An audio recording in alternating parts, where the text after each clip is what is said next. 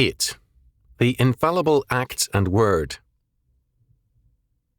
At the very heart of the doctrine of infallibility is the aseity or self-being of God.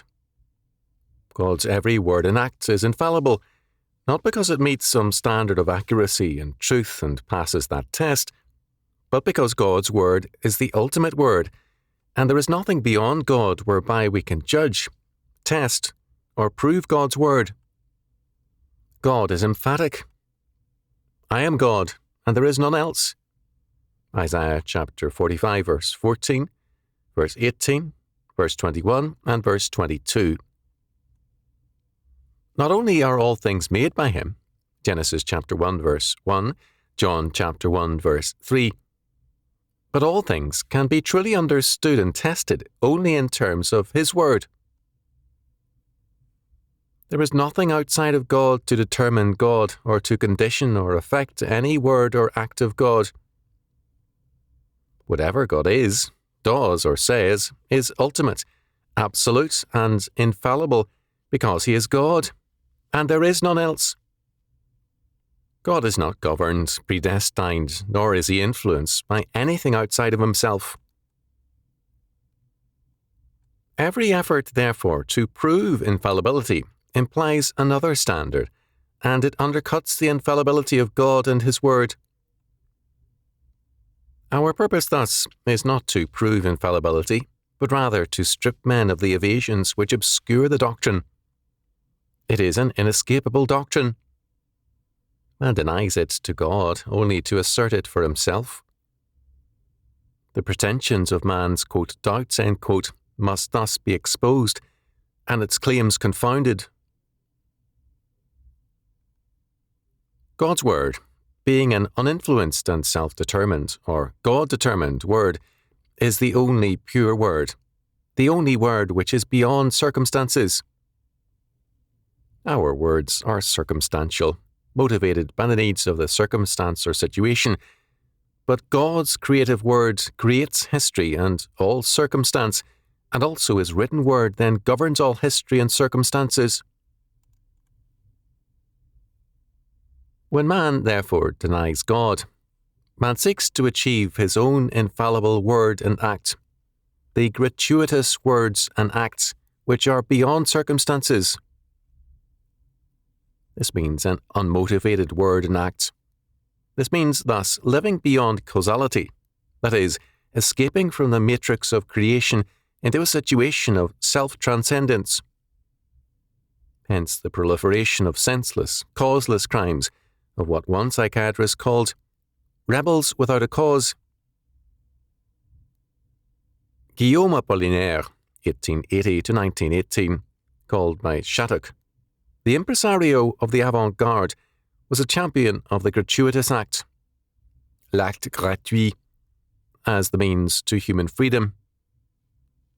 Uncaused wickedness was for him, as for the Marquis de Sade and others, a liberation, because uncaused wickedness manifests a purely disinterested act, unmotivated evil. Because such an act is performed only to satisfy a totally personal whim, it becomes a free, uncaused, and therefore divine act. In that act, the perpetrator becomes a god, because the act has no external reference and no relationship to the situation, to gain or loss, to good or evil. It is ostensibly a pure act, a free act, or an infallible act or word.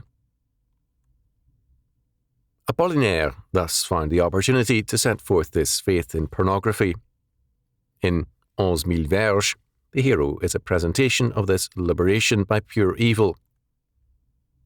God being good, the anti-God finds his, quote, deity, end quote, in pure evil. His hero, Moni, after a life of frightful evil, is sentenced to death. He then rapes savagely a 12-year-old girl who decides to yield her virginity to the condemned man. Following this act, Moni strangled the little girl after gouging out her eyes while she screamed hideously. Already under a death sentence, he had nothing to fear, and his act was thus pure evil, uncaused evil, In terms of this, the rise of quote, senseless end quote, crimes becomes more understandable. The quote-unquote pure or uncaused act of evil is a declaration of independence from God and man. It is a denial of the limitations of creatureliness and an affirmation of autonomy. Such an act of pure evil becomes a necessary act whenever a man seeks to demonstrate his independence from God and man. It is his, quote, necessary, end quote, escape from the acts conditioned by God's requirements and man's demands and pressures. The nemesis of this pure act of evil is its necessity. God's every word and act are totally and absolutely self-caused. God never needs to prove himself. The man whose passion it is to become God must work to effect his pure act of evil, and it can only be a sporadic act. The rest of his life is governed by creaturely necessities, which finally overwhelm him. He must eat, sleep, live in a world of supplies provided by others, and finally he dies. Thus, his, quote, pure, end quote, act of evil is a necessary and occasional act, and it bears the stamp, because of its necessity and its nature of rebellion against God, as anything but a pure and free act. However, the man whose passion it is to become God tries only the harder to become capable of the pure act and the pure word. The rise of pornography is basic to this quest. Because God declares that his word is the good and the holy word, the anti-God must pronounce the evil and the profane word. Modern pornography, beginning with the Marquis de Sade and coming into its own after World War II, is a religious concern.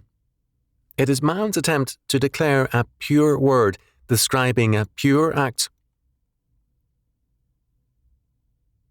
In pornography we have, first, a radical concern for lawlessness.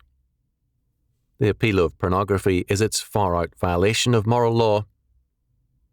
The more intense the separation from God's law, the more successful is the pornography in this new perspective. The greater the distance from the moral and the decent act, the greater the supposed freedom, and hence the actual pleasure. Second, in pornography, there is no concern for other people.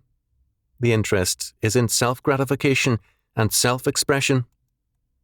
Thus, just as the radical violation of God's law proclaims a supposed independence from God's law, so the radical contempt for the sexual partners indicates a supposed independence from other people. The sexual partner thus cannot be loved. The partner is used and hated. Dr. Robert Stroller, a professor at the UCLA School of Medicine, has written in the Archives of General Psychiatry that, except for a few rare individuals, most human sexuality is generated by hostility. People are least loving when, quote, making love, end quote. This is clearly true of modern existential man. He cannot love another person because autonomy and the passion to be God require an independence from love and a dependence love creates. Hence, what modern man calls love is really sexual exploitation. But even sexual exploitation establishes the fact that the exploited is needed. Hence, ultimate sex becomes solitary sex, masturbation. A socialist magazine thus presents masturbation as the basic aspect of women's liberation. Classes in how to masturbate are held for women with a textbook on the subject, and the entire class masturbates as directed. We are told that masturbation is one of the few acts going that can truly stand alone, and it requires only a quorum of one. E. Shorter has shown that masturbation is, in the main, a modern phenomenon. It is a product of the world of Descartes, the world in which man is ostensibly autonomous and is his own universe. In such a world, solitary sex, dependent not on a partner, but the individual's imagination and body alone becomes ultimate sex. Pornography is, in essence, masturbatory literature.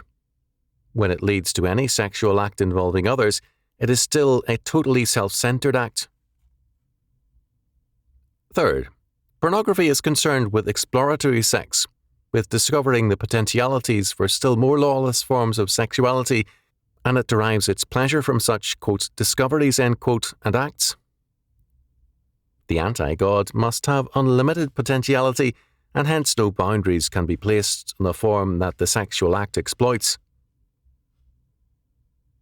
The pages of such publications as Penthouse report continually on the ostensible ecstasies of new devices, new forms of lawlessness and perversion, and new reaches of the pornographic imagination in sex.